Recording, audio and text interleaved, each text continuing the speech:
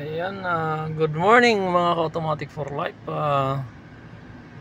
Ngayon dito tayo sa Global Pinoy Automatic Transmission Specialist. Silang branch pa ito sa kilometer 49 Aguinaldo Highway, Silang Cavite.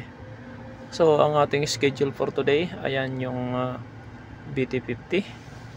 So hindi ko lang alam kung anong problema nito kasi papababa daw ang transmission. So alamin natin sa may-ari. Bababa muna tayo.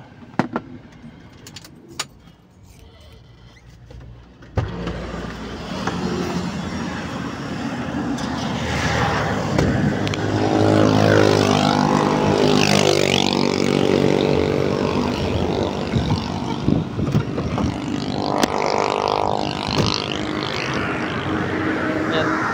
Andiyan pa may-ari niyan? Wala na. Oh, malis na. Ano ko lang ito, kung anong naging symptoms natin ito para may pattern kayo sa paggawa. Oh. Ano mga nilagay niya doon sa work order? Wala.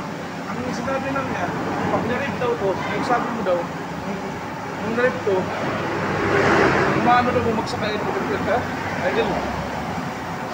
Tapos may konting ano ito eh. Kung nalala ko ito, may konting delay. Kaya ano ko na lang, sasabi hindi naman siya nagmamadali.